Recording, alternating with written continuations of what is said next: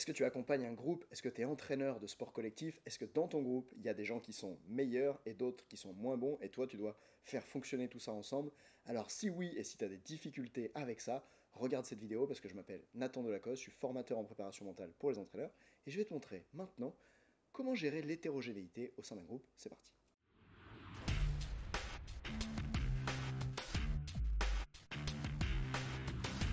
Il y a 5 jours, j'accompagnais pendant plus d'une heure un entraîneur de football suisse et voilà ce qu'il me disait. Il me disait: Nathan, ça m'énerve, c'est terrible l'ambiance qu'il y a dans mon groupe. Il y a des joueurs qui sont très très bons, genre j'en ai un en match, il peut prendre le ballon et marquer 10-0 tout seul tellement il est fort, garder le ballon pendant tout le match et les autres ne pas avoir de ballon. Et il m'expliquait à quel point il avait des problèmes à gérer ce groupe. Alors évidemment, il a tenté des choses puisqu'il les a eu comme ça pendant toute une saison. Et une des questions que je lui pose, et tu devrais la poser avant de vouloir aider quelqu'un, c'est toujours, tiens, qu'est-ce que tu as déjà essayé de faire pour résoudre ce problème? Puisque si tu poses cette question-là, tu t'assures que la personne se sent entendue et que quand toi tu lui proposeras ton aide, elle se dise pas: ah non mais ça j'ai déjà essayé. Puisque tu auras bien entendu qu'est-ce qu'elle a déjà essayé auparavant. Mets en place ça avec tes athlètes, petit tips. Je reviens. Donc je demande à Romain, dis-moi, qu'est-ce que tu as déjà essayé? Et il m'expliquait que une des solutions qu'il a trouvées, c'est de rajouter du handicap aux meilleurs joueurs. Par exemple, de dire, tiens, bah voilà, au football, normalement, on peut marquer quand on a la balle au pied. Eh bien, toi, tu pourras marquer seulement si tu as fait un 1-2 avant. Ou toi, tu pourras marquer seulement depuis l'aile. Ou toi, tu pourras marquer seulement de la tête. Et il mettait en place un peu toutes ces contraintes-là, tous ces handicaps. Et ça sert à quoi? Ça fait que quand tu as des gens qui sont trop forts et d'autres qui sont moins bons, tu peux comme ça diminuer le niveau des meilleurs, les mettre en situation de difficulté pour qu'ils se rapprochent un peu du niveau des autres. Mais qu'est-ce que ça provoque sur l'athlète qui est déjà bon et à qui on demande de faire des choses plus difficiles pour être un peu moins fort? Il se dit, c'est ce que Romain m'a raconté, hein. Il se dit, bah moi je suis déjà bon, c'est pas mon rôle d'attendre les autres. Et je vois pas pourquoi je devrais faire ça. Et du coup, l'athlète n'est pas engagé dans le projet que tu lui demandes. Et c'était le cas pour Romain, où sont ses meilleurs joueurs comme ça peuvent être dans le refus de vraiment participer à ça. Et du coup, à l'entraînement, bon bah, ils vont le faire. Mais le jour du match, c'est leur match, ils font ce qu'ils veulent. Et là, du coup, au lieu d'avoir l'ambiance incroyable que Romain il avait envie d'avoir au sein de son groupe, eh ben, il se retrouve avec un groupe dans lequel ça se passe pas du tout comme il voudrait. Les meilleurs joueurs gardent le ballon, jouent que entre eux, ça partage pas, etc. Et ça, c'est pas du tout ce qu'il a envie de développer. Alors, je vais proposer une solution. Je lui ai dit, tiens, mais comment est-ce qu'on pourrait faire pour que ces joueurs-là, ils soient plus impliqués dans le projet et qu'au lieu d'être en train de lutter avec eux et qu'ils soient comme un problème à gérer pour toi, ils soient utiles pour le groupe. Puisque c'est tes meilleurs joueurs, on devrait se demander comment ils peuvent être utiles pour le groupe. Et là, je lui ai donné la solution que c'est pas moi qui ai inventé. Je l'ai lu. Je l'ai lu auprès de Phil Jackson. Phil Jackson, c'est celui qui a écrit le bouquin 11 Rings pour 11 titres de NBA et qui a été le coach de Michael Jordan. Et ce qu'il raconte dans son livre, Phil Jackson, que je vous affiche ici, très bon livre que j'ai lu en anglais. Lisez-le peut-être en français. Il est chaud en anglais. Hein. Ils mettent des termes des fois. Il y a d'autres livres en anglais qui sont magnifiques, mais celui-là. Bref, aparté, lisez-le. Je reviens là-dessus. Phil Jackson, qu'est-ce qu'il a comme problème avec Michael Jordan au début de leur carrière ensemble? Michael Jordan, il dit, bah moi je suis le meilleur joueur et ça me saoule quand les autres ils sont pas à la hauteur de ce que j'attends. Je voudrais qu'ils jouent mieux. Et Phil Jackson un jour va le voir et lui dit, non mais tu sais, il y a qu'un seul Michael Jordan en fait sur la planète. Et même d'ailleurs toi, c'est ce qui te plaît d'être le seul Michael Jordan sur la planète. Ou quelque chose comme ça, hein, je vous fais pas la citation du bouquin. Alors, quand tu auras compris qu'il n'y a qu'un seul Michael Jordan sur la planète, plutôt que d'attendre que les autres autour de toi soient des Michael Jordan aussi, alors que tu es unique, il lui flatte un peu l'ego et tout, ça marche super bien.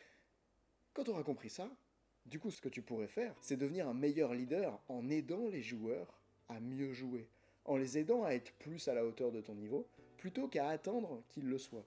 Et en fait, il lui a confié un peu comme ça le rôle d'entraîneur. Peut-être que capitaine, c'est d'une certaine manière porter une partie des responsabilités du groupe. Et je suis pas en train de dire que Romain il aurait dû faire de ce joueur le capitaine. Je suis en train de dire qu'il aurait pu entraîner complètement autrement, et il était ravi quand je lui ai proposé cette solution, en donnant des responsabilités aux joueurs les plus forts, en les impliquant. Par exemple, comment tu peux faire? Dans un groupe de snowboard, quand j'ai mes élèves et qu'ils ont un niveau différent, je vais leur dire, ok, maintenant vous descendez cette piste par deux, et toi là, qui est le meilleur, tu vas te mettre derrière lui, qui est moins bon que toi, et arriver en bas, tu vas le coacher. Tu vas lui dire qu'est-ce qu'il pourrait améliorer.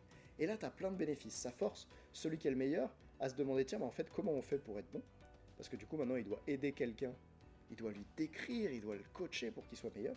Ça le force aussi à capter l'attention de l'autre. Et d'un coup, d'habitude, c'est toi l'entraîneur qui galère à capter l'attention de tout ton groupe où ça se passe mal. dans cette situation-là, ça se passe très différemment. C'est le joueur lui-même qui d'habitude te posait problème, qui doit faire en sorte de capter l'attention de l'autre pour pouvoir lui transmettre les choses. Et comme c'est un animal social, ben ça va le faire progresser, tu vois, il va se rendre compte que c'est important quand on parle, d'être écouté, etc. Donc ça construit aussi cette vision-là du monde chez lui, et ça permet, comme ça, de souder des liens dans l'équipe. Romain, dont je te parlais tout à l'heure, c'est quoi, imagine, la relation dans l'équipe?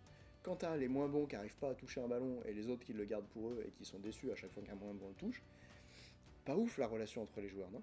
Maintenant, si tu leur demandes d'être partenaires, si tu leur demandes de co-construire quelque chose ensemble, ça peut vraiment faire bouger les choses. Et ce qui va se passer pour ces jeunes qui sont les meilleurs et qui d'habitude jouent dans leur coin, ben c'est qu'en fait c'est des jeunes à qui d'habitude on donne pas beaucoup de responsabilités parce que le monde est comme ça. Je veux dire, en France, quand tu vas à l'école, tu te tais et tu fais ce qu'on te demande de faire. Le plus souvent, ça ressemble à ça, en tout cas c'est l'expérience que j'ai eue de ma scolarité. Si on prend ces jeunes dans un club sportif et qu'on leur dit, ok, t'es un bon joueur, maintenant je vais compter sur toi pour m'aider à faire progresser le groupe. Imagine comment d'un coup, à l'intérieur de lui, il y a quelque chose qui se développe, il y a comme un sentiment d'importance qui se construit. Et si tu fais ressentir aux gens qu'ils sont de valeur, si tu fais ressentir aux gens que leur présence compte, qu'ils comptent pour toi, alors tu as beaucoup plus de chances d'obtenir d'eux les comportements que tu souhaites. Et certains diront que c'est une forme de manipulation. Quand j'étais à la fac, j'avais un formateur qui disait entraîner, c'est manipuler. Et du coup, plutôt que de te demander, tiens, est-ce que c'est de la manipulation ou pas, tu pourrais te demander, tiens, cette manipulation, cet influent, quel sens elle a et qu'est-ce qu'elle sert.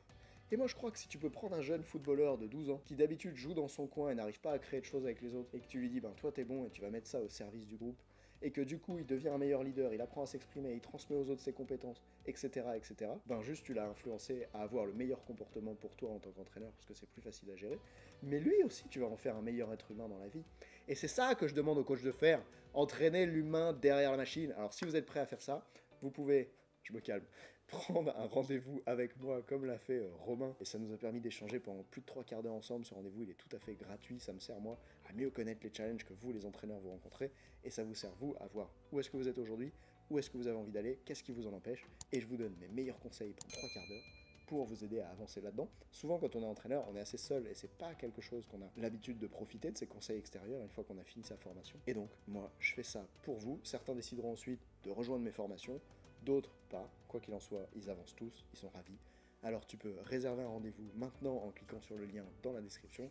Ce rendez-vous est totalement gratuit et moi je te dis à très vite. Si c'est pas prêt, si c'est pas le bon moment pour toi, tu peux cliquer sur la vidéo et en même temps imagine si on est tous les deux à quel point tu pourras avancer beaucoup plus vite.